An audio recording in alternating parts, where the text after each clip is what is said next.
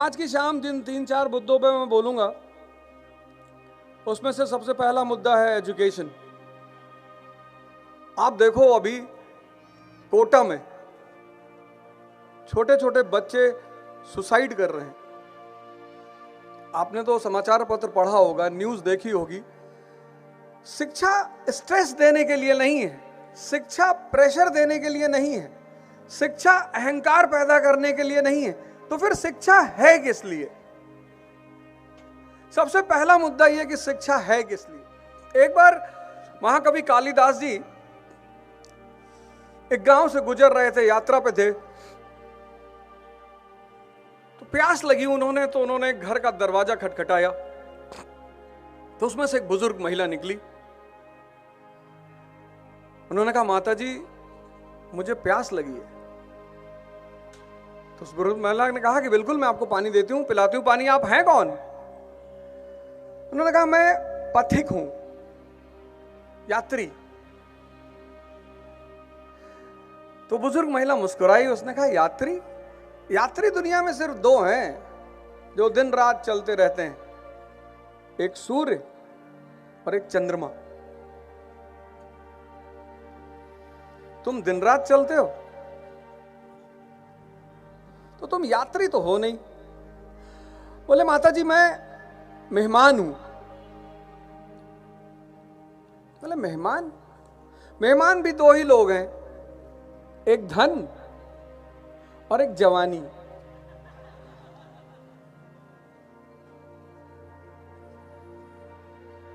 बोले, माता जी मैं हठी हूं, हठ करने वाला। बोली, बेटा हठ भी दो ही लोग करते हैं, एक बाल एक नाखून, कितना भी काटो आना ही है। कालिदास जी ने कहा, माता जी मैं मूर्ख हूं। बोले, नहीं नहीं बेटा, मूर्ख भी दो लोग होते हैं, एक राजा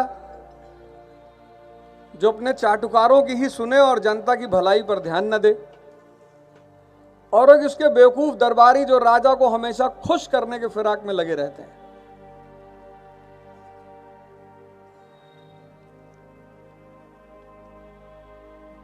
कालिदास जी ने कहा, माता जी मैं कुछ भी नहीं हूं।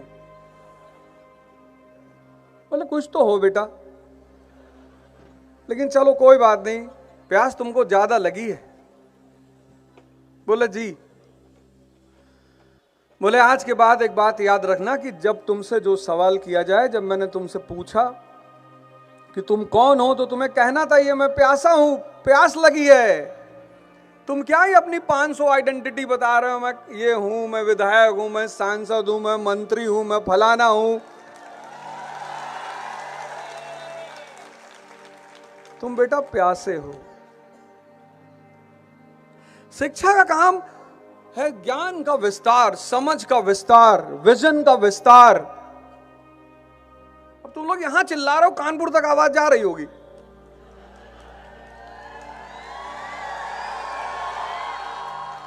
नहीं, अब इलाहाबाद कवर करने चक्कर में मत पड़ो, 80 किलोमीटर का दायरा बहुत है। इस देश के युवा में क्षमता की तो कमी है ही नहीं। बस उसको एक बात अगर पता चल जाए कि इस क्षमता को लगाना कहां है, करना क्या है।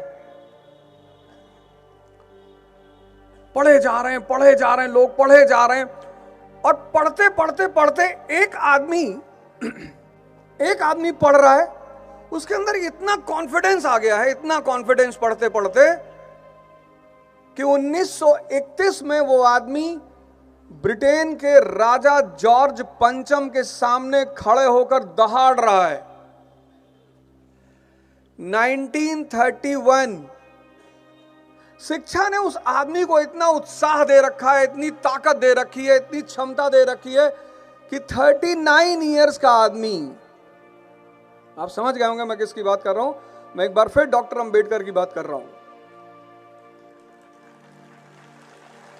39 इयर्स, 30। और एक बात मैं आपसे सबसे हाथ जोड़कर रिक्वेस्ट कर रहा हूं, देश की जितनी भी महान आत्माएं हैं, जितने भी महान लोग हैं, उनको किसी जाति और धर्म के चश्मे से कृपया करके ना देखें।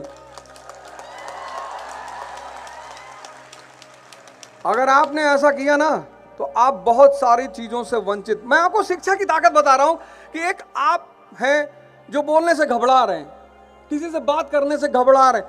एक वो आदमी 1931, 39 ईयर्स, 39, ब्रिटेन का राजा जॉर्ज पंचम, ब्रिटेन का प्राइम मिनिस्टर रैमसे मैकडोनाल्ड, और वो आदमी खड़ा होकर बोल रहा है। ये कहां से आई हिम्मत? एजुकेशन से।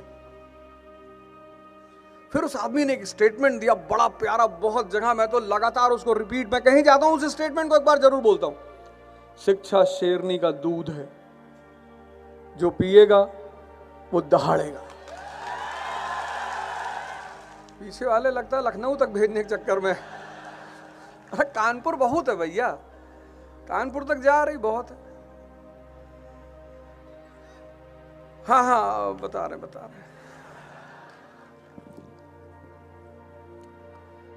शिक्षा अगर तुम्हें शक्ति ना दे, शिक्षा अगर तुम्हारे अंदर सेवा का भाव ना पैदा करे, शिक्षा अगर तुम्हें डिसिप्लिन, अभी हमारा पुलिस प्रशासन यहां बैठा है और सब यहां शिक्षित बैठे हैं। इस पुलिस प्रशासन को तो इस बात का एहसास होना चाहिए कि यहां सारे शिक्षित लड़के बैठे हुए हैं, हमें कुछ करने की जरूरत ही नहीं है। यह है शिक्षा। शक्ति देती है शिक्षा, संस्कार देती है शिक्षा, साहस देती है शिक्षा, उत्साह देती है शिक्षा, विजन देती है शिक्षा, देखने का दायरा। शिक्षा एक शक्ति है। आपने ग्रेजुएशन किया, पोस्ट ग्रेजुएशन किया, 10th किया, 12th किया, 15 16 साल लोगों ने पढ़ाई की। साइंस पढ़ा आपने, हिस्ट्री वगैरह तो हमारे देश में पढ़ाते ही नहीं, 10th तक पढ़ाते हैं बस। और वो भी 10th तक टीचर बोलता है कि भैया देखो रट लो, इतिहास पढ़ के कोई राजा नहीं बनता, मतलब इतिहास पढ़कर किसी को नौकरी नहीं मिलती। ये बहुत अच्छी बात कहते हैं टीचर, क्योंकि इतिहास पढ़ के लोग राजा ही बनते हैं। ह्यूमैनिटीज का जो सब्जेक्ट है वो एनालिसिस का सब्जेक्ट हमारे देश में नहीं पढ़ाते। 10th तक सबको डॉक्टर बनना है, सबको इंजीनियर बनना है, सबको 10th तक क्लियर हो जाता है कुछ ना कुछ बनना है, बस इसीलिए वो पढ़ते हैं।